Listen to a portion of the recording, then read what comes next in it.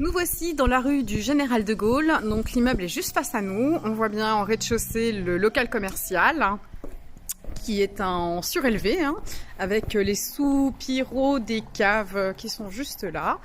On est sur des façades à colombage, fenêtres en bois, on est sur des vitrages anciens et des volets en bois qui sont eux en bon état général. L'entrée principale des appartements se fait par la rue de l'Église. On retrouve encore donc une nouvelle façade du côté là, c'est la façade ouest. On va s'approcher et se diriger vers l'entrée. Les descentes d'eau pluviale sont en bon état, les chéneaux aussi. Par contre, la couverture est ancienne, donc il y aura très certainement dans un délai assez court, je pense dans les 5 ans maximum, une couverture. On a également cette porte ici qui donne sur la cave, donc c'est semi-enterré. Il y a à peu près 1 mètre entre ce niveau rue et le niveau de la cave en dessous. Nous voici donc au niveau de la porte d'entrée principale que je viens d'ouvrir, l'escalier qui mène donc sur les appartements. Au niveau du rez-de-chaussée, on va encore trouver ici ce dégagement, cette porte qui est condamnée, alors je ne sais pas si on voit bien, mais qui donne sur le local commercial. Pour information, le local commercial fait environ 25 mètres carrés. Il y a une surface de vente et une petite surface de réserve. Ici, on va trouver une autre pièce où il y a effectivement notre ascenseur qui est actuellement à l'arrêt. Il pourrait être mis en route après vérification d'une maintenance. Nouvelle pièce ici au rez-de-chaussée. Donc pour resituer, voilà, l'escalier est ici, l'entrée principale est là. Et là, on va trouver donc cette pièce qui fait environ 12 mètres carrés avec une fenêtre sur la rue de l'Église. Et on a essentiellement ici cette porte qui donne accès sur les caves. Voilà, on va y aller. Donc 1, 2, 3, 4, 5, 6 marches.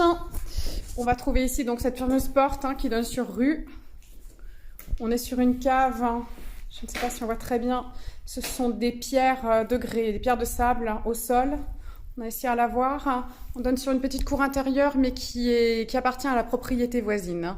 On a également un petit point d'eau ici. On va trouver de ce côté-là encore une cave, elle, qui est enterrée. Je vais essayer de mettre de la lumière.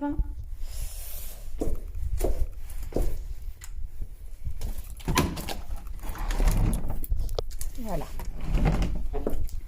Cave avec une dalle sèche. On a une dalle béton. On a ici encore l'ascenseur qui vient jusqu'aux caves. On est sur des planchers bois avec des poutres qui sont d'origine. On a quelques renforts qui ont été faits.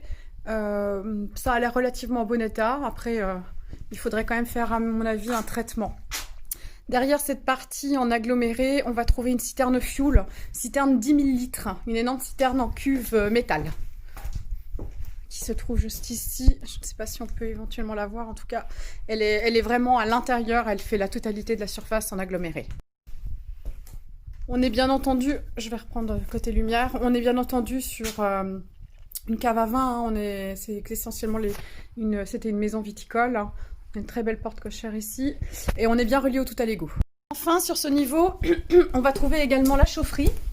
Alors, on voit bien la construction de la maison. On est sur une maison qui date du 18e. On est sur un moellon. Ici, on a une partie brique qui a été remontée.